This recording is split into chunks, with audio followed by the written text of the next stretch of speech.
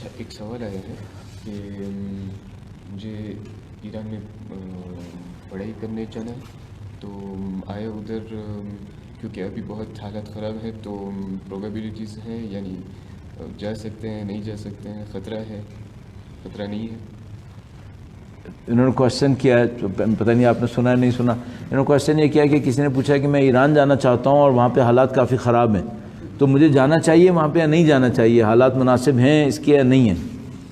تو اب میں مقابلہ تو نہیں کروں گا، لیکن بہرحال میں ایران 84 میں گیا تھا، اور ایران میں 80 سے لے کر 88 تک وہاں پہ جنگ رہی تھی. اور الحمدللہ جس زمانے میں ہم وہاں پہ تھے تو قوم کے اوپر میزائلز بھی برستے تھے، اور ہم اپنی زندگی میں اس بات پہ مطمئن تھے کہ خدا ہمیں اچھی جگہ لے کر آ گیا. البتہ اتنے خوش قسمت نہیں تھے کہ شہید ہوتے، ابھی تک زندہ ہیں. لیکن اگر مجھے کوئی یہ کہے کہ بھائی وہاں پر حق اور باطل کا معرکہ ہو رہا ہے، میرے جانے کا چانس ہے، جاؤں یا نہیں جاؤں، تو میں اس کو یہی بولوں گا کہ اگر تمہیں حق اور باطل کے معرکے میں نہیں پھنسنا ہے تو جاؤ، کہیں اور چلے جاؤ. لیکن اگر جو میں ابھی کہہ رہا تھا کہ بھائی ہماری تو آرزو یہ ہونی چاہیے کہ حق اور باطل کے مارکے میں ہم حق کا ساتھ دیں کسی طریقے سے، بھائی ابھی تو جانے کا ٹائم ہے، انسان کو وہاں پہ جانا چاہیے. زیادہ سے زیادہ کیا ہوگا؟ زیادہ سے زیادہ ہوگا کہ میں وہاں پہ جاؤں گا، میں خوش قسمت ہوا تو شہید ہو جاؤں گا. تو ابھی جو ساری باتیں ہوئیں وہ کیا ہوئی تھیں پھر؟ وہ جو میں مجلس میں کہہ رہا تھا نا کہ ہماری قوم کے نام سے کچھ صفتیں ایسی لگ گئی ہیں جن کا دور کرنا بہت ضروری ہو گیا ہے. اور وہ دور کرنے کا ایک راستہ یہی ہے کہ بھائی شہادت ایک منزل ہے، بہت بڑی منزل ہے. آپ ان لوگوں کا شوق دیکھیں، ان لوگ شہید ہونے کے لیے کتنے بےتاب ہو رہے ہیں. یہ ابو مہدی مہندس اور یہ حاج شیخ قاسم سلیمانی، یہ لوگ شہادت کے نام پر تڑپ رہے تھے کہ ہمیں شہید ہونا ہے، تب خدا نے متعال نے ان کو یہ مقامات دیے ہیں. اگر کوئی اس آرزو کے ساتھ نہ ہو تو پھر میں اس کی زندگی کا اثر بہت کم دیکھتا ہوں. تو بہر میں کیا کہہ سکتا ہوں؟ اگر آپ کو اس معرکے میں شرکت کرنی ہے تو ضرور جانا چاہیے، اور آپ کو شرکت نہیں کرنی ہے تو پھر دنیا میں جہاں جانا چاہو چلے جاؤ بھائی، اپنی جان بچاؤ پھر تو. اچھا، ایک دوسرا سوال یہ ہے کہ ابھی جو ہم نے سنا کہ یوکرین کا وہ پلین گرا، یعنی اس کا ایکسیڈنٹ ہوا ہے، تو بہت میڈیا میں سارے لوگ یہ کہہ رہے ہیں کہ ایران نے ہی کیا ہے. صحیح. تو آپ کا رائے کیا ہے اس میں؟ یعنی میری کوئی رائے کی گنجائش نہیں ہے. ایران خود کہہ رہا ہے کہ ہاں ہم نے غلطی سے کیا ہے. انہوں نے خود اناؤنس کیا ہے، آج صبح سے ہم اور آپ جانتے ہیں کہ انہوں نے اناؤنس کیا ہے کہ ہاں ہمارے لوگوں نے غلطی سے اس جہاز کو گرایا ہے. اور اس کے سراؤنڈنگ، اس کا جو انوائرمنٹ تھا، وہ انوائرمنٹ کیا تھا؟ انوائرمنٹ یہ تھا کہ جب اس جہاز کو شوٹ ڈاؤن کیا ہے اس سے پہلے یہ بات لوگوں کے درمیان موجود تھی کہ بھئی ہم نے امریکن بیسز کے اوپر میزائل مارے ہیں، وہ لوگ یقیناً جواب دیں گے. ایرانی سسٹم امریکنز کو اتنا بزدل کنسیڈر نہیں کر رہا تھا. ایرانی سسٹم یہ توقع کر رہا تھا کہ امریکنز کچھ نہ کچھ تو جواب دیں گے، لیکن وہ اتنے بودے نکلے کہ ان بیوقوفوں نے اتنا بھی جواب نہیں دیا. تو بہرحال وہ لوگ یہ کنسیڈر کر رہے تھے کہ یہ لوگ جواب دیں گے. البتہ میں بتاتا چلوں، آپ جب پلاننگ کر رہے ہوتے ہیں تو آپ گیم کے سینیریوز بناتے ہیں. ایک سینیریو میں ہم یہ کریں گے، وہ یہ کرے گا. کتنے سٹیپس تک بعض اوقات آگے لے کے جا کر آپ کو سوچنا ہوتا ہے. تو یہ سمجھ لیجئے کہ آج جنوری 2020 میں آپ نے ایک کام کیا تو بعض اوقات آپ کو 10 سال آگے کا سوچنا ہوتا ہے کہ اگر میں یہ کروں گا تو اگلے 10 سال تک جو ہوگا وہ کیا ہوگا. تو مثال کے طور پہ انہوں نے کہا ہم عین الاسد پہ ماریں گے اور اس بیس کے اوپر ماریں گے. امریکنز کیا کریں گے، انہوں نے کیا کریں گے، اس کی بھی 5 10 پاسبلٹیز بنائی ہوں گی. اور ان پاسبلٹیز میں مثلا ایک یہ ہوگا کہ وہ لوگ بھی میزائل ماریں گے. تو جب یہ جہاز ہوا میں تھا اس وقت سے تھوڑی دیر پہلے ایک خبر ان لوگوں کے درمیان تھی جو لوگ ڈیفنس لائن کے اوپر تھے کہ امریکنز کا ریپلائی ایشو ہو چکا ہے. ان کے درمیان ایک خبر آئی ہوئی تھی کہ وہاں سے میزائل فائر ہو چکا ہے. تو جو بندہ یہاں پر بیٹھا ہوا تھا، ڈیفنس کے اوپر بیٹھا ہوا تھا، جس کو اینٹی ایئر کرافٹ کہہ سکتے ہیں آپ، جو کچھ بھی کہہ سکتے ہیں، یا اینٹی میزائلز کہہ سکتے ہیں، اس کے پاس 10 سیکنڈز ٹائم تھا اس بات کو جج کرنے کا کہ یہ جہاز وہی میزائل ہے جو امریکنز نے مارا ہے یا یہ جہاز کچھ اور ہے. اور اس جگہ پہ وہ ایرر کرتا ہے اور وہ سمجھتا ہے کہ نہیں یہ دشمن کا میزائل ہے اور وہ اس کو شوٹ ڈاؤن کر دیتا ہے. اچھا، اب یہ ہے کہ یہ واقعہ جو کچھ بھی ہوا اس میں بہت سارے دوستوں نے بہت ساری باتیں کہیں کہ بھئی اگر یہی ہونا تھا تو یہ کون سی اسلامی حکومت ہے جس کے اندر بندے مر گئے. تو میں نے اس کے جواب میں عرض کیا تھا کہ بھیا اگر ایرانیوں نے جان بوجھ کے گرایا ہوتا پھر تو یقیناً یہ سوال ہو سکتا تھا کہ بھئی یہ کون سا اسلامی نظام ہے جب آپ بندوں کو جان بوجھ کے گرا دیتے ہیں. لیکن سوال یہ ہے کہ ایرانیوں کو ان کو گرا کے ملنا کیا ہے. ہاں اگر وہ کہتے ہیں کہ یہ امریکنز نے گرایا ہے تو بات سمجھ میں آتی کہ ایرانیوں نے مثلا گرا دیا اور الزام لگا رہے ہیں امریکنز کے اوپر. انہوں نے تو الزام بھی نہیں لگایا ہے. اس کا مطلب میں کیا لوں؟ اس کا مطلب یہ ہے کہ ان کے ساتھ ایک ایرر ہوا ہے, اس ایرر کو انہوں نے ایکسیپٹ کر لیا ہے. اب وہ کوئی یہ کہہ رہا ہے کہ بھئی یہ تو ان کا ویکنس ہے. ہاں ویکنس ہے, ہم مانتے ہیں. اچھا اس کے مقابلے میں کیا ہوتا ہے؟ اس کے مقابلے میں امریکنز تھے جنہوں نے 290 پیسنجرز کا ایروپلین ڈیلیبریٹلی گرایا تھا. یہ سب کو معلوم ہے. جب وہ لوگ انسانوں کو رگڑتے ہیں, لاکھوں انسانوں کو قتل کرتے ہیں, تو اپنے چہرے کے اوپر یہاں پہ نا ٹرن نہیں لاتے کہ ہم نے کیا کیا ہے. الحمدللہ رب العالمین, میں سمجھتا ہوں انہوں نے جو غلطی کی اسے ایکسیپٹ کیا اور اس غلطی کو ایکسیپٹ کرنے کے بعد اس کو ریکٹیفائی کر رہے ہیں. یہ میں سمجھتا ہوں مورلی ان کو بولڈ ہونا چاہیے تھا اور الحمدللہ تھے, ان کو اپنی غلطی کو ایکسیپٹ کیا. لیکن ہم یہ کہیں کہ غلطیاں نہیں ہوں گی دنیا کے اندر, چونکہ نظام اسلامی ہے, نہیں ایسا نہیں ہوتا. ہیومن ایرر اپنی جگہ کے اوپر رہتا ہے, وہ غلطیاں ہوتی ہیں اور اس غلطی کو ان کو صحیح کرنا چاہیے, وہ صحیح کرنے کی کوشش کریں گے زیادہ سے زیادہ ہی. ہم اس کو اس طرح سے دیکھتے ہیں. اچھا اسی لائن میں ایک کویشچن دوسرا آیا ہے کہ اچھا وہ 180 جتنے بھی ڈیتھس ہوئے وہ کوئی کوشچن کام کا نہیں آ رہا ہے. تو اس سب کوشچن وہ آ رہے ہیں جن کا تعلق کور ایشو سے نہیں ہے. کور ایشو یہ ہے کہ اس وقت کی جو سچویشن ہے, یہ سچویشن کیا ہے. ہم لوگ کیا کرنے کی کوشش کر رہے ہیں؟ ہم لوگ یوں سمجھ رہے ہیں جیسے وہاں 2 پلیئر کھیل رہے ہیں, ہم آبزرورز ہیں, ہم جیوری ہیں. کاش ہم اپنے آپ کو اس میدان کا حصہ سمجھتے. پلیز میسج کر دیں ورنہ وہ رول ٹوٹ جائے گا پھر. تو اچھا وہ ایک دوسرا سوال آیا ہے کہ از دیر کرپشن ان ایران؟ بہت ریلیونٹ کوشچن ہے. ہاں میں اس کو جواب دیتا ہوں. میں اس باتوں پہ تھوڑا سا ڈس اپوائنٹڈ ہوتا ہوں. ہم ایشو سمجھ ہی نہیں رہے کہ ہم کہاں پہ کھڑے ہیں. ہم سمجھ ہی نہیں رہے کہ ہم معاملے میں کہاں کھڑے ہیں. اور اگر میں اس سے زیادہ کھول کے بول سکتا ہوتا تو شاید میں وہ بھی بولنے کی کوشش کرتا کہ تھوڑا سا اپنے پرسیپشن کو تبدیل کر لو. میں یہاں پہ ایران کو ڈیفینڈ کرنے نہیں آیا ہوں, یا مثال کے طور پر ان کی تعریفیں کرنے نہیں آیا ہوں. میں صرف یہ بتانے آیا ہوں کہ بھائی ہم حق اور باطل کی جنگ میں ایک خاص پوائنٹ کے اوپر کھڑے ہیں. آپ اپنا ذہن, اپنی طاقتیں, اپنی توانائیاں اس بات کے اوپر لگاؤ کہ آپ نے حق کا ساتھ کیسے دینا ہے. ایران میں کرپشن ہے یا نہیں ہے؟ 100% ایکسیپٹڈ ہے کہ کرپشن ہے. بالکل کرپشن ہے. لیڈر نے خود کئی دفعہ کہا ہے کہ کرپشن ہے. لیکن سوال ہمارے پاس یہ ہے, کیا کوئی یہ دعویٰ کرے گا کہ وہ ایک آئیڈیل کنٹری ہے جہاں پر کوئی چیز خراب نہیں ہے؟ نہیں, کوئی یہ دعویٰ نہیں کرنے والا. کوئی یہ دعویٰ نہیں کرے گا. اگر دعویٰ کرے گا بھی تو غلط کرے گا. وہاں پہ کرپشن بھی ہے, وہاں پہ قتل بھی ہوتے ہیں, وہاں پہ جرم بھی ہوتے ہیں. لیکن صرف ایک پرابلم ہوتی ہے, وہ یہ کہ الحمدللہ رب العالمین ان تمام چیزوں کے بعد جب آ کر ہم دیکھتے ہیں کہ ان کی زندگیوں میں عدل اور انصاف دوسرے ملکوں کے مقابلے میں کم ہے یا زیادہ ہے, تو اس میں گارنٹی سے کہہ رہا ہوں کہ ان کی زندگی میں عدل و انصاف ہم لوگوں کے مقابلے میں بہت زیادہ ہے جو ہمارے ملکوں کی صورتحال ہے. میں تو اس بات کو تعجب سے دیکھتا ہوں. یہ وہ ملک ہے جس کے اوپر 40 سال سے پابندیاں لگی ہوئی ہیں. 40 سال کی پابندیوں کے بعد جب آپ جا کر اس ملک کی ٹیکنالوجی کو دیکھتے ہیں, اس ملک کی لیونگ لائف کے اسٹینڈرڈز کو دیکھتے ہیں, تو وہ دنیا کے پتہ نہیں کتنے ملکوں سے کتنا آگے ہیں. کوئی کمپیریزن ہے ہم لوگوں کا ان کے ساتھ؟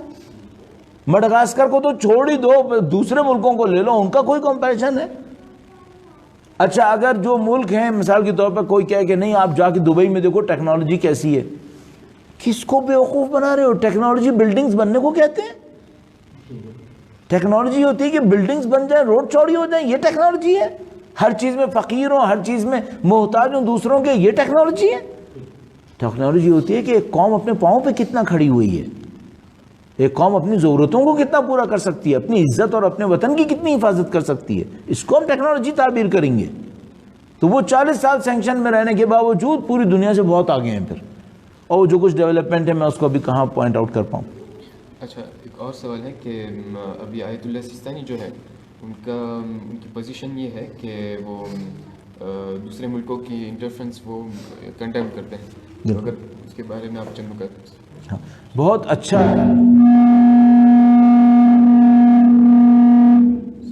وہ ہمارے ملک میں لائٹ جاتی تھی اور لائٹ واپس آتی تھی, یہاں آواز جا کر واپس آتی ہے. اب پھر دوبارہ چلا جائے گا. اچھا وہ وہاں پہ پاکستان میں ایسا بہت ہوتا ہے کہ آپ کو جس ٹائم پہ ضرورت تھی اس وقت تو لائٹ گئی ہوئی تھی, اور جب فنکشن ختم ہو گیا تو لائٹ آ گئی. تو اس کے ساتھ بھی ایسا ہی ہوا ہے. درود بھیجے محمد و آل محمد.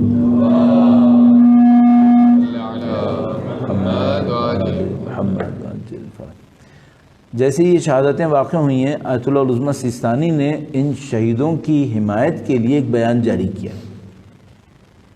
جتنے بھی دوست احباب یہاں پر بیٹھے, میرے خیال میں رہنے ہی دیں, اینڈ پر ہی ویسے بھی جتنے بھی دوست احباب بیٹھے, میں ان سے ایک ریکویسٹ کروں گا. ویسے میں کرتا نہیں ہوں معمولاً, لیکن آپ کی طرف کیمرہ نہیں ہے, کیمرہ اس کا مطلب ہے کوئی پرابلم نہیں ہے.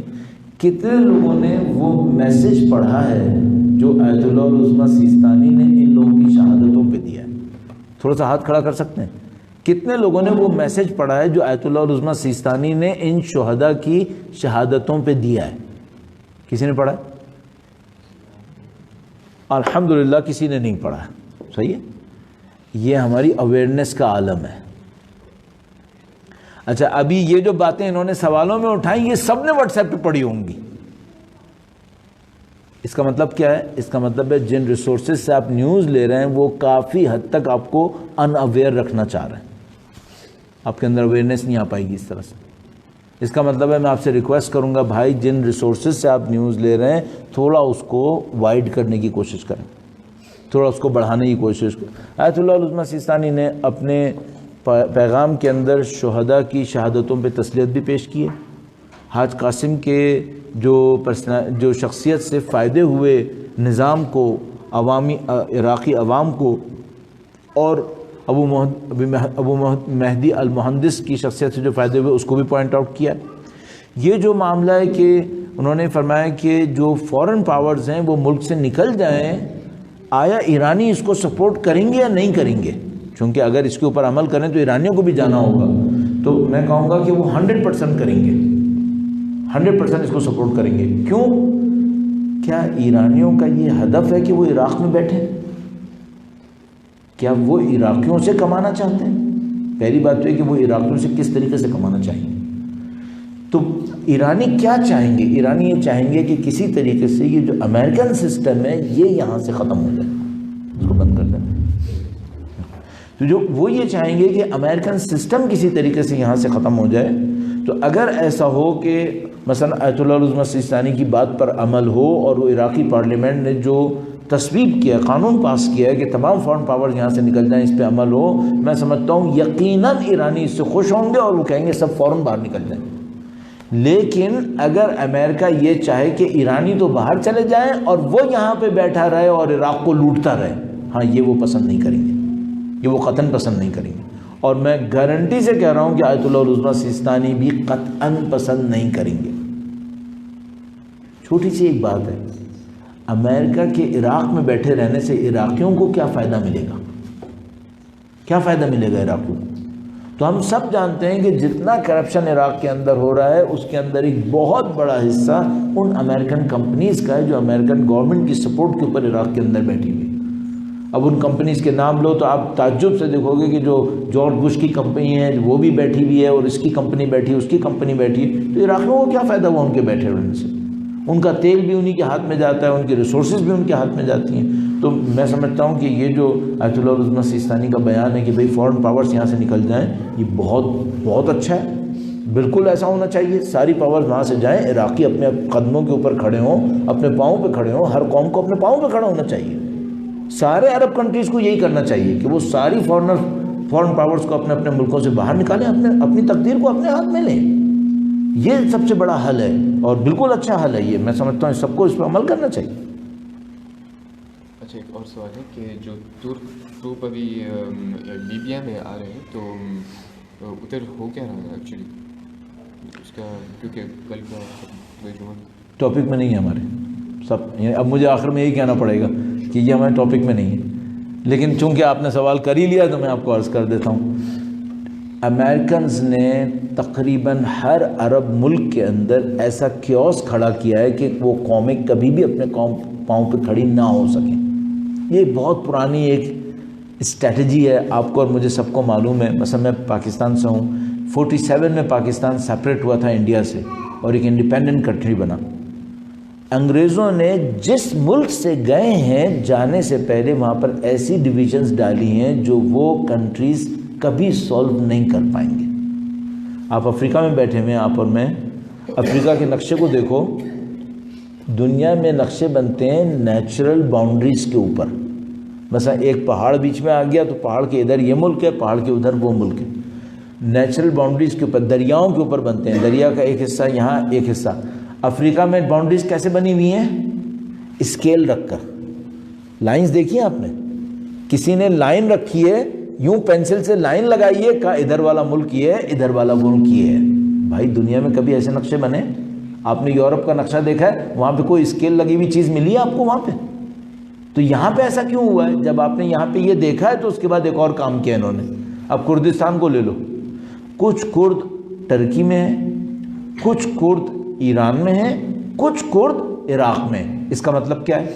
इन तीनों मुल्कों में कभी सुलह नहीं होगी।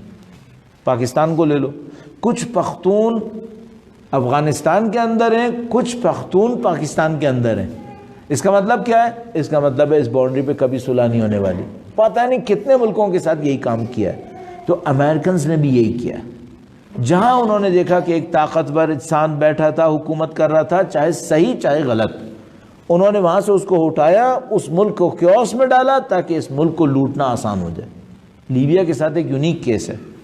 लीबिया का जो ऑयल है वो दुनिया का सबसे प्योरीफाइड ऑयल समझा जाता है। यानी लीबिया के बाज़ तेल के कुएं ऐसे हैं कि तेल के कुएं से निकाल कर आप गाड़ी के पेट्रोल की टैंक में डाल सकते हैं, इतना प्योरीफाइड है। तो लीबिया का ऑयल एक यूनिक ऑयल है। इस पर कंट्रोल पहले कैसे नहीं हो सकता था? क्योंकि वहाँ पे क़ज़ाफ़ी की हुकूमत चल रही थी। सही थी या गलत थी उससे मुझे कोई सरोकार नहीं। फिर उसके बाद इन्होंने वहाँ पे ख़त्म किया, वहाँ पे IS को भेजा जिसने उस हुकूमत का ख़ात्मा किया। उसके बाद से ये कंट्री आज तक अपने कदमों के ऊपर वापस नहीं आ सका। अब टर्की वगैरह ये तमाम मुल्क इससे कुछ बेनिफिट लेना चाहते हैं, कुछ अमेरिकन सिस्टम के अगेंस्ट काम करना चाहते हैं। रशियंस जानते हैं उनके पास बहुत अच्छा मौका है, तो कुछ जगहों के ऊपर रशियंस बेनिफिट लेना चाहते हैं, कुछ जगहों पर टर्किश बेनिफिट लेना चाहते हैं, और असल जो फ़ायदा उठाना चाहता है वो अमेरिका उठाना चाहता है। तो ये जंग अब इन लोगों के दरमियान जंग चल रही है लीबिया के मैदान के अंदर। और जो सबसे ज़्यादा अनफॉर्चुनेट है वो लीबियन अवाम है कि उनसे बेचारों से कोई पूछने वाला नहीं है कि भाई तुम्हारी मसलहत कौन पूरी करेगा। तो ये मुश्किल वहाँ पर है। एक और सवाल है कि शहीद कासिम सुलेमानी जो है, जो इतने बड़े जनरल हैं, उसको इतना आसान तरीके से शहीद किया गया, तो उसके पीछे क्या रीज़न्स हो सकते हैं? मैंने अर्ज़ किया कि अगर हम ये सोच रहे हैं कि ये पहली दफ़ा अमेरिकन ड्रोन्स के टारगेट में आए हैं, तो मैं कह रहा हूँ ये बात सही नहीं है। ये पहले भी बहुत दफ़ा आए होंगे। असल में ये जो लोगों को नहीं मारा जाता उसमें एलिमेंट ये नहीं होता कि मार सकते हैं या नहीं मार सकते। प्रॉब्लम एक और होती है जिसको हम लोग डिटेरेंस कहते हैं। अगर मारेंगे तो कीमत देनी पड़ेगी। वो डिटेरेंस होती है जिसकी वजह से लोग नहीं मरते, वरना कोई भी मर सकता है। मैं पाकिस्तान में रहता हूँ और आपको पाकिस्तान के हालात पता थे। तो जब हम पाकिस्तान में रहते थे और वहाँ पे हालात रह रहे थे और वहाँ पे हालात ख़राब थे, तो बाहर रहने वाला हर शख्स हमसे कहता था आपने अपनी सिक्योरिटी के लिए कुछ किया हुआ है? तो मैं उनसे कहता था कि भाई सिक्योरिटी बढ़ाने का सिर्फ एक मतलब है कि आप आने वाले का थोड़ा सा ख़र्चा और बढ़ा दोगे, इससे ज़्यादा कुछ नहीं होने वाला। अगर उन्होंने मारने का इरादा किया है, अल्लाह का मामला, अल्लाह की मसलहत एक और चीज़, तो फिर कोई रुकावट नहीं होती। तो मिसाल के तौर पे ये जो मुल्कों के प्रेसिडेंट्स होते हैं, क्या इनको मारना नामुमकिन होता है क्या? ये सब मर सकते हैं, लेकिन सवाल ये होता है कि मारने का फ़ायदा क्या है। और दूसरी बात ये कि डिटेरेंस होती है, जो भी मारेगा उसको उसकी कीमत देनी पड़ेगी। तो ये कि अमेरिकन सुलेमानी को मार सकते थे या नहीं मार सकते थे, पहले भी मार सकते होंगे। क्यों नहीं मारा था? चूँकि वो ये समझ रहे थे वो कीमत नहीं दे पाएंगे, और अब इस तैयारी के बाद थे समझ रहे थे कि अब हमें फ़ायदा हो जाएगा। और वो तैयारी क्या थी? वो जो मैंने बताया, इराक़ के अंदर उन्होंने ईरानियों को दबा लिया था अपने दानिश में, ईरान के अंदर उन्होंने अवाम को पब्लिक के अगेंस्ट अपनी दानिश में कर लिया था, और वो ये समझ रहे थे कि अब राइट टाइम हम स्ट्राइक करेंगे और हमें इसका बेनिफिट मिलेगा। लेकिन मिस कैलकुलेशन हुई उनसे, उन्होंने नहीं समझा मामले को और वो बैकफायर हुआ, और जितना भी वो कुछ हासिल करना चाहते थे उस सब का उनको लॉस उठाना पड़ गया। अच्छा, एक सवाल ऐसा है सिमिलर सा सही कि ایرانین ریولیوشن کا ایکچوئل اسٹیٹ کیا ہے، اور اگر ایک نیا جنگ ہوا تو کتنے پرسنٹیج وہ پورے ایرانین پاپولیشن میں تیار ہیں وہ جنگ کرنے میں؟ ہاں، یہ انہوں نے سوال یہ کیا ہے کہ ایرانی انقلاب کا اس وقت اسٹیٹس کیا ہے، اور اگر کوئی جنگ ہوتی ہے تو کتنی پاپولیشن اس کو تیار ہے۔ میں یہ سمجھ رہا تھا کہ یہ جتنے باتیں ہم نے کی ہیں اس کے بعد اس کا آنسر ہو چکا ہے، لیکن میں دوبارہ اس کا آنسر دے دیتا ہوں۔ دشمن کی انڈرسٹینڈنگ یہ تھی، ابھی میں نے سوال کے جواب میں کہا، دشمن کی انڈرسٹینڈنگ یہ تھی کہ سسٹم ویک ہے، اسٹرائک کے لیے رائٹ ٹائم ہے، یہ دشمن کی انڈرسٹینڈنگ تھی۔ جو قاسم سلیمانی کی شہادت نے ثابت کیا وہ یہ کہ یہ سمجھ رہے تھے ویک ہے، یہ ویک نہیں ہے، بہت اسٹرانگ ہے۔ اور اسٹرینتھ کی نشانی کیا ہے؟ پبلک کی اپیئرنس، جو پبلک ملینز آف نمبر کے اندر سامنے آئے، یہ اس کی اسٹرینتھ ہے۔ اگر جنگ ہوگی تو کتنے لوگ ساتھ دیں گے؟ میں اس کے جواب میں یہ کہوں گا، اگر جنگ میں امریکہ کے جیتنے کا چانس 50% بھی ہوتا تو امریکن حملہ کر چکے ہوتے۔ اگر انہوں نے حملہ نہیں کیا، انہوں نے جنگ اوائڈ کی ہے، اس کا مطلب کیا ہے؟ ان کے جیتنے کا یہاں پہ چانس نہیں تھا۔ اور میں آپ کی خدمت میں کئی دفعہ اس پروگرام کے تھرو یہ بات کہہ چکا ہوں کہ بہت سارے لوگ ایران میں اس بات کی آرزو کر رہے تھے، پہلی دفعہ میں کہہ چکا ہوں کہ کاش امریکہ جنگ کر لے۔ کیوں؟ کیونکہ سب کو معلوم ہے اگر امریکہ نہیں جنگ کرے گا تو کچھ عرصے زندہ رہے گا، پھر مرے گا، اور اگر جنگ کرے گا تو فوراً مرے گا۔ اور اس کی نشانی میں بتا رہا ہوں، اگر ان کے پاس جیتنے کا کوئی چانس ہوتا، یہ لوگ اٹیک کر چکے ہوتے اور یہ اپنی دانش میں ایران کو ختم کر چکے ہوتے۔ یہ جو جنگ نہیں ہوئی ہے اس کی صرف ایک وجہ ہے، اس کا مطلب ہے ان کو پتہ ہے یہ لوگ اتنے مضبوط ہیں، ایرانی اتنے مضبوط ہیں کہ ان سے جنگ جیتنا ممکن نہیں ہے ان کے لیے، ورنہ یہ حملے ہو چکے ہوتے سارے۔ اچھا، جو ایران اور یو ایس اے کے بیچ میں ابھی جو ایکچوئل سچویشن ہے اس میں رشیا کا پوزیشن کیا ہے؟ یہ بہت امپورٹنٹ بات ہے کہ بھائی یہ جو رشیا کا رول ہے، یہ رول کیا ہے یہاں پر۔ تو ہم دو طریقے سے اس کو دیکھ سکتے ہیں۔ ایک دفعہ ہم یہ سوچیں کہ رشیا ایک ایسا دوست ہے جو قابل اعتماد ہے اور اس کے اوپر سارا اعتماد کیا جا سکتا ہے، تو میں کہوں گا جب تک کسی کے پیچھے خدا نہ ہو یہ نہیں کیا جا سکتا۔ اگر کسی کے پیچھے خدا ہو، یعنی وہ خدا کے لیے کام کر رہا ہو، تو اس کے اوپر آپ اتنا اعتماد کر سکتے ہیں کہ آپ یہ کہیں کہ بھئی میں اس کے اوپر سارا اعتماد کروں گا۔ رشیا خدا کے لیے کام نہیں کر رہا ہے، رشیا اپنے لیے کام کر رہا ہے۔ اس کا مطلب کیا ہے؟ آپ کو بہت کیئرفل رہنا پڑے گا کہ اگر اس نے کبھی اپنا موقع نکالنا چاہا تو یہ آپ کو بھی بیچ دے گا، یہ آپ کو بھی بیچے گا۔ ہاں، ابھی رشینز کو ایک بات پتہ ہے، وہ یہ کہ اگر ان کو امریکن سے لڑنا ہے تو ان کو مقاومت کا ساتھ دینا پڑے گا۔ تو میں سمجھتا ہوں ابھی اور آج کے بعد سے کافی عرصے تک رشینز مقاومت کا ساتھ دیں گے، وہ ایرانیوں کو اور حزب اللہ کا ساتھ دیں گے، شام کا ساتھ دیں گے، چونکہ ان کو پتہ ہے کہ اگر ان کو اینٹی امریکن کسی بلاک کو لیڈ کرنا ہے یا اس کے اندر پارٹیسپیٹ کرنا ہے تو ان کو اسی بلاک کا ساتھ دینا پڑے گا۔ چائنا بھی، میرا اپنے خیال ہے جو میری ابھی تک انڈرسٹینڈنگ ہے وہ یہ کہ چائنا کو اچھی طرح پتہ ہے کہ اس کو اگر اینٹی امریکن بلاک کا لیڈ کرنا ہے یا پارٹیسپیٹ کرنا ہے تو انہی لوگوں کے ساتھ کھڑا ہونا ہوگا، یعنی رشینز کے ساتھ اور ایرانیوں کے ساتھ۔ تو میرا اپنے خیال ہے کہ فی الحال کم از کم یہ الائنس اسٹرانگ الائنس ہے، ابھی رشینز کوئی غداری نہیں کریں گے، ابھی ان کی نیڈ ہے کہ ان کو مقاومت کا ساتھ دینا ہوگا۔ فی الحال وہ قابل اعتماد رہیں گے، لیکن ایسا نہیں ہو سکتا کہ ہم کہیں گے بھئی یہ آنکھیں بند کر کے ان کے اوپر اعتماد کیا جا سکتا ہے، ایسا کوئی نہیں ہو سکتا۔ اچھا، ایک اور سوال ہے کہ آیا ہم تھرڈ ورلڈ وار کے یعنی ہم ٹورڈ جا رہے ہیں؟ میرا اپنے خیال ہے، انہوں نے سوال کیا کہ کیا ہم تھرڈ ورلڈ وار کی طرف جا رہے ہیں، تو مثال کے طور پر جب تک ایرانیوں نے جواب نہیں دیا تھا تو سب لوگ یہ کہہ رہے تھے بھائی تھرڈ ورلڈ وار شروع ہونے والی ہے۔ جب ایرانیوں نے جواب دے دیا تو اس کے بعد ایک دن تک، تو جب تک ٹرمپ نے تقریر نہیں کی تھی، لوگ کہتے شاید تھرڈ ورلڈ وار شروع ہونے والی ہے۔ بھائی وار کے اندر دو پارٹیز ہوتی ہیں، اگر ورلڈ وار ہونی ہوتی ہے تو ہمیں دو پارٹیز چاہیے ہوتی ہیں جن کی طاقت اتنی ہو کہ وہ لمبی مدت کی جنگ لڑ سکیں۔ اگر آپ نے فرسٹ ورلڈ وار دیکھی تو اس میں ایک طرف کچھ ملک تھے، دوسری طرف کچھ ملک تھے، دونوں ملک کئی سال جنگ لڑ سکتے تھے۔ سیکنڈ ورلڈ وار کے اندر ایک طرف کچھ ملک، ایک طرف کچھ ملک، اور دونوں ملک 6 سال تک جنگ لڑ سکے تھے۔ میں آپ سے ایک سوال پوچھوں گا, اگر تھرڈ ورلڈ وار ہونی ہے تو وہ دو طرف کون سی ہیں جو کئی سال جنگ لڑ سکتے ہیں؟ کون سی پارٹی ہے وہ؟ امریکہ ہے کیا وہ کئی سال جنگ لڑ سکتے ہیں؟ تو میں آپ سکون سے کہہ رہا ہوں کہ ایک سال بھی جنگ نہیں لڑ سکتے, ایک سال بھی جنگ نہیں لڑ سکتے. اس سینس میں تھرڈ ورلڈ وار نہیں ہونے والی. کیوں؟ کیونکہ یہاں پہ دو پارٹیز نہیں ہیں ایسی کہ جو کئی سال تک جنگ لڑ سکتی ہوں. ہاں اگر کوئی نئے بلاکس بن جائیں, کوئی نئے الائنس بن جائیں, ہاں پھر اس وقت سوچنا پڑے گا. لیکن کرنٹ سینیریو کے اندر ہم یہ سوچیں ایک طرف امریکہ ہے, دوسری طرف مثلا ایران اور رشینز وغیرہ ہیں, اور امریکہ کئی سال تک اس بلاک سے لڑ سکتا ہے. امپاسبل. امریکہ یہ جنگ کئی سال تک نہیں لڑ سکتا. اس کا مطلب ہے تھرڈ ورلڈ وار اس سینس میں نہیں ہوگی. پھر ایک اور کوشچن ہے ہمارے پاس, آیا تھرڈ ورلڈ وار کو کنونشنل وار کے اندر ہونا ہے یا اس کا اسٹائل کچھ اور ہوگا؟ ہاں یہ بہت بڑی سوچنے کی بات ہے. شاید, میرا اپنے خیال ہے, شاید ہم لوگ تھرڈ ورلڈ وار کے اندر ہی رہ رہے ہیں اس وقت, اسٹائل ڈفرینٹ ہے. تو میرا اپنے خیال ہے اگر ہم یہ سوچیں تھرڈ ورلڈ وار یعنی کچھ کنٹریز کا الائنس, کچھ کنٹریز کا الائنس, یہ اس کی بارڈر کراس کرے گا, وہ اس کی بارڈر کراس کرے گا, نہیں, یہ پیٹرن یہاں پہ نہیں ہے. اگر یہ پیٹرن نہیں ہے تو جس پیٹرن کے اوپر وار چل رہی ہے تو یہ تھرڈ ورلڈ وار ہے ایکچولی میرے اپنے خیال کے اندر.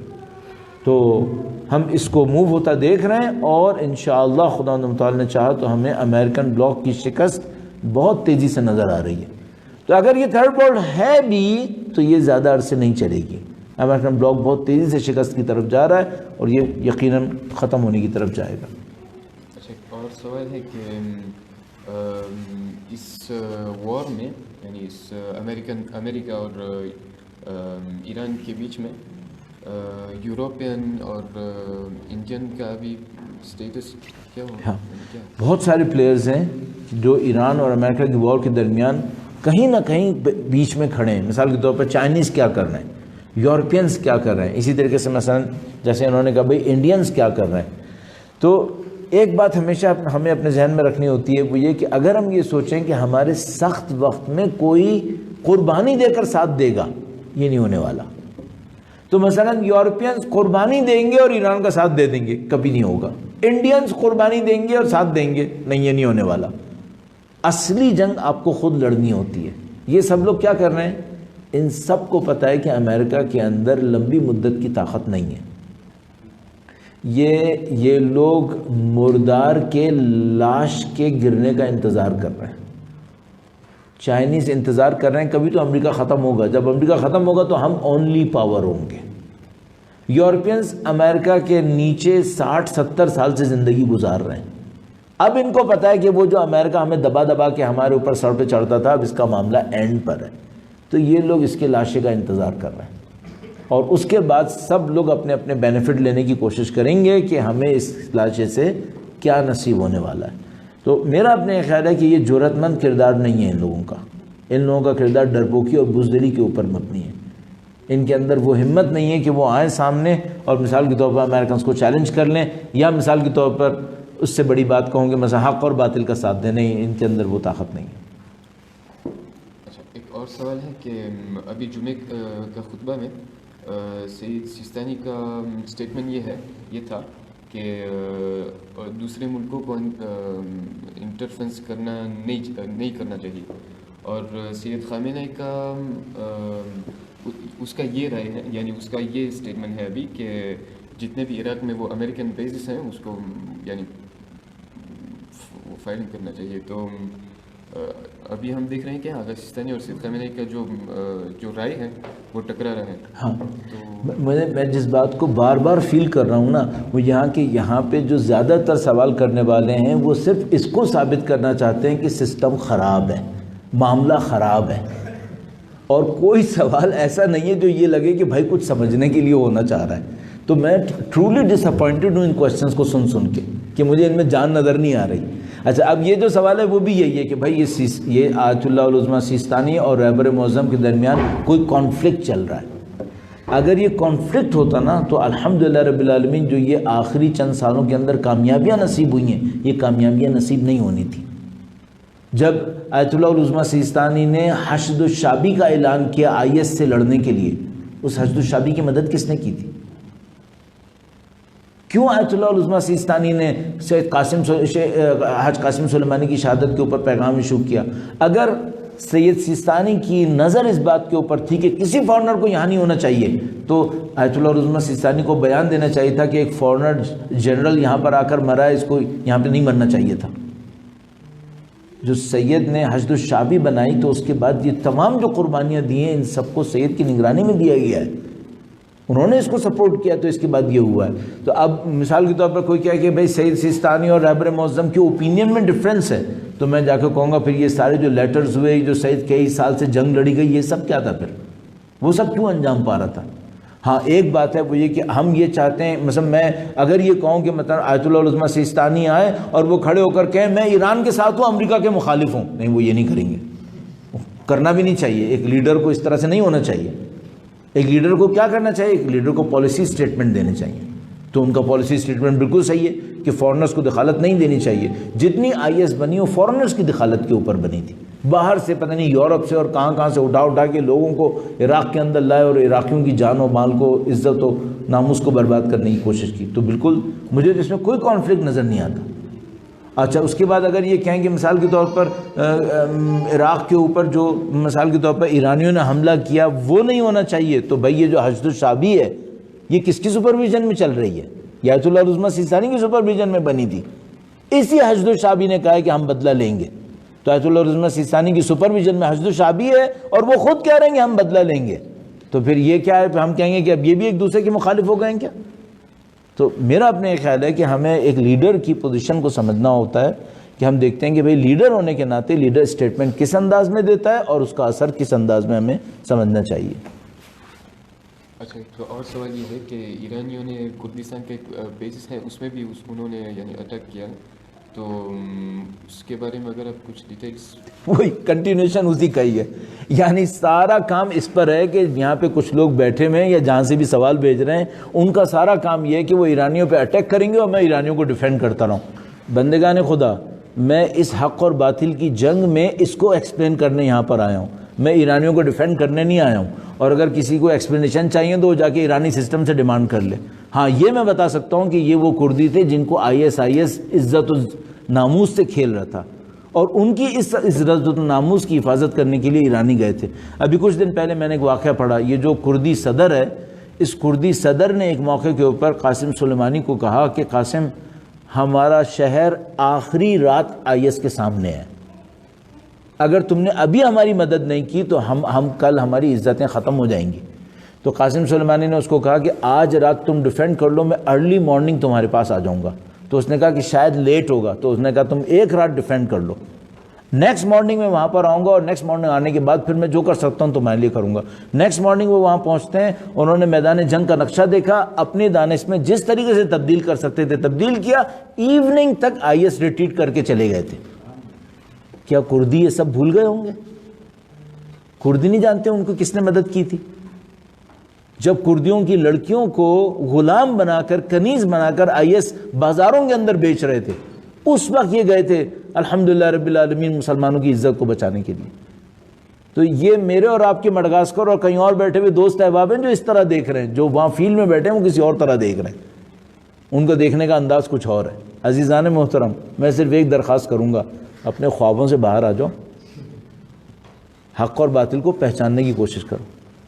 یہاں پہ ایک معرکہ ہے جو اس بنیاد کے اوپر چل رہا ہے۔ اگر ہم اپنی نفرتوں کے تحت چلنا چاہتے ہیں کہ ہم اپنے ذہن کے اندر ایک خواب لے کر بیٹھے ہوئے ہم اسی سے کبھی باہر نہیں نکلیں گے، آپ بسم اللہ ضرور رہو خواب کے اندر، لیکن دنیا کچھ اور ہے، دنیا میں الحمدللہ رب العالمین کچھ اور انجام پا رہا ہے۔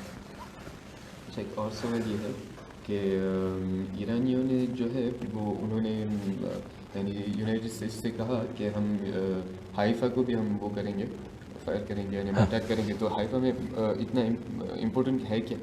کیوں حائفہ اور دوسرا کوئی ملک نہیں؟ تل ابیب، اسرائیل کے دو سب سے امپورٹنٹ شہر ہیں، ایک حیفا اور تل ابیب ہے۔ تو اگر مثال کے طور پر جب یہ کہنا چاہیں کہ ہم اسرائیل پہ بھی حملہ کریں گے تو سمبولک ٹرم میں ان دو شہروں کا نام لیا کرتے ہیں کہ بھائی ان دو پہ حملہ کریں گے۔ البتہ ایک بات میں بالکل کلیئرلی بتا دوں، وہ یہ کہ ان لوگوں نے، رہبر معظم وغیرہ نے کئی دفعہ اس کو پوائنٹ آؤٹ کیا ہے کہ ہم سویلینز کی جان نہیں لینا چاہتے۔ تو سسٹم نے کئی دفعہ یہ میسج دیا ہے، حتیٰ حزب اللہ نے یہ میسج دیا ہے کہ اگر ہم امریکن شہریوں کی بات کرو تو ہم امریکن سویلین سے ہمیں کوئی لینا دینا نہیں ہے، ہم ان کی زندگیوں سے نہیں کھیلنا چاہتے۔ لیکن اگر اسرائیل یہ کوشش کرے کہ وہ مسلسل سازشیں کرتا رہے اور مسلسل اس طریقے سے ہمارے انسانوں کی جان بہاتا رہے تو پھر اس کو اس ظلم کا سامنا کرنا پڑے گا۔ یہاں پہ ایک اور ڈسکشن بھی ہے، وہ یہ کہ اسرائیل کے اندر جو آ کر رہے ہیں آیا وہ متجاوز ہیں یا متجاوز نہیں ہیں؟ جو واشنگٹن کے اندر رہ رہے ہیں، جو نیو یارک کے اندر رہ رہے ہیں، وہ متجاوز نہیں ہیں۔ لیکن اگر میں کسی کے گھر پہ جاؤں، اس کو باہر نکال کر خود بیٹھ جاؤں اور میں کہوں میں میرے گھر میں ہوں، آپ میرے گھر پہ حملہ نہیں کریں، نہیں، پھر میں متجاوز ہوں، میں نے تجاوز کیا ہے اور پھر مجھے اس کا سامنا کرنا پڑے گا۔ اسرائیل کی حیثیت یہ ہے، اس نے عربوں کو وہاں سے نکالا ہے، تجاوز کیا ہے، قبضہ کیا ہے، اس خاطر اس کے اوپر حملہ کرنا صحیح ہوگا اس لاجک کے اندر، اس سسٹم کے اندر۔ آخری سوال کرتے ہیں پھر ہم اینڈ پہ اختتام پہ آتے ہیں۔ بھائی میرا خیال ہے کافی ہو گیا ہے، ابھی سوالوں میں ویسے بھی جان نہیں ہے تو 3 اور سوال کر لو۔ اچھا، دو تین لوگ ایک ہی سوال کیا ہے، ہاں۔ تو اب یہ یو ایس اے اور ایران کا جو وار ہے اس میں پاکستان کا اسٹیٹمنٹ کیا ہے؟ ہاں، وہی جو مسئلہ جو میں بار بار کہہ رہا ہوں نا، ہم میں یہ طاقت نہیں ہے کہ ہم باطل کو باطل کہیں اور حق کو حق کہیں اور قربانی دینے کے لیے تیار ہوں۔ پاکستان کی حکومت کی بھی یہی پوزیشن ہے۔ پاکستان کی حکومت یہ چاہتی ہے کہ بھائی ایک طرف سے امریکہ، ایک طرف سے ایران ہے، کوئی بھی صحیح ہو کوئی بھی غلط ہو، ہمیں بیچ میں آنے کی ضرورت نہیں ہے۔ وہ یہ چاہتے ہیں، یہ نہیں سمجھتے کہ تم نہیں بھی آؤ گے تو تم لائے جاؤ گے اور تمہیں اس باطل کی وجہ سے جو اب تک نقصان اٹھانے پڑے ہیں وہ کم نہیں ہے۔ پاکستانی حکومت کے ساتھ جو بہت بڑی ایک مشکل ہے، پاکستانی حکومت ابھی تک یہ فیصلہ نہیں کر پائی ہے کہ سعودی عرب پر اعتماد کرنے سے کچھ نصیب نہیں ہوگا، امریکنز پہ اعتماد کرنے سے کچھ نصیب نہیں ہوگا۔ پاکستانی حکومت کے اندر ابھی تک یہ طاقت نہیں آئی ہے، اور اسی طریقے سے پاکستان کی جو ایڈمنسٹریشن ہے اس کے اندر ہی طاقت نہیں آئی۔ میں یہ سوچتا ہوں کہ انشاءاللہ ایک وقت آئے گا کہ جب پاکستانی حکومت اس بات کو اچھی طرح سمجھ لے گی کہ بھائی اب امریکہ سے کچھ نصیب نہیں ہونا ہے، اب امریکہ پر اعتماد کرنے کی ضرورت نہیں ہے۔ اللہ نے چاہا تو یہ وقت جلدی آ جائے تاکہ پاکستان اس بیچ کی صورتحال سے نکلے اور اس کا ساتھ دے دے جو حق کی طرف کام کر رہا ہے۔ ابھی جو ملیشیا کے اندر کانفرنس ہوئی اور پاکستانی نہیں گئے، وہ خود اس ویکنس کا اظہار تھا کہ اگر پاکستان اس ویکنس میں نہ ہوتا تو اس کو اس کانفرنس میں جانا چاہیے تھا، وہاں جا کر اس پارٹی کا ساتھ دے دینا چاہیے تھا۔ لیکن پاکستان کے ساتھ پرابلم وہی ہے، وہی سعودیوں کا اور امریکنز کا پریشر ہے، اور پاکستانی اس پریشر کے اندر بار بار آ کر دب جاتے ہیں، جبکہ کچھ نصیب بھی نہیں ہوا ہے۔ آج ہی میں پڑھ رہا تھا کہ پتہ نہیں کتنے بلین ڈالر پاکستان نے صرف 1990 سے اب تک لاس اٹھایا ہے اس امریکن وار کے اندر پارٹیسپیٹ کرنے پر۔ آخری سوال ہے کہ اب جو ہم حالات ابھی دیکھتے ہیں وہ ایران اور یو ایس اے کے، تو اس میں ظہور امام سے کوئی لنک ہے، اور آیا ایک یعنی نشانی ہے اس کے؟ ہاں، سوال انہوں نے کیا کہ یہ جو آخری حالات ہیں کیا اس میں ظہور امام سے کوئی نشانی ہے؟ اچھا، ہم لوگوں کا بہت آسان طریقہ کار یہ ہوتا ہے کہ جیسے ہی کوئی شہید ہوتا ہے ہم کسی نشانی کو امپلیمنٹ کرتے ہیں اور کہتے ہیں یہ ظہور کی فلاں نشانی پوری ہو گئی۔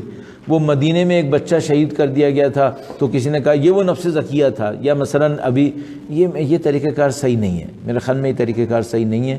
ظہور امام کوئی ایسی چھپی ہوئی چیز نہیں ہوگی کہ وہ خاموشی سے ہو جائے اور ہمیں پتہ نہ چلے، نہیں، ظہور امام علنی ہونے والی ہے، اور یہ کوئی ایسی نشانیاں بھی نہیں ہوں گی جس کو کچھ لوگ سمجھ پائیں گے کچھ لوگ نہیں سمجھ پائیں گے۔ ہاں، ایک بات مجھے پتہ ہے، یہ چانس ہے کہ میں اور آپ اگر حق اور باطل میں حق کا ساتھ دینے کی طاقت نہ رکھے ہوں تو کربلا ہماری آنکھوں کے سامنے ہوتی رہے گی اور ہم نہیں ہلیں گے، نعوذ باللہ تعالیٰ۔ تو مشکل یہ نہیں ہے کہ کون سی نشانی کہاں کیا اشارہ کر رہی ہے، مشکل یہ ہے کہ جس حق کو ہم پہچان لیتے ہیں اس حق کا ساتھ دیتے ہیں یا نہیں دیتے۔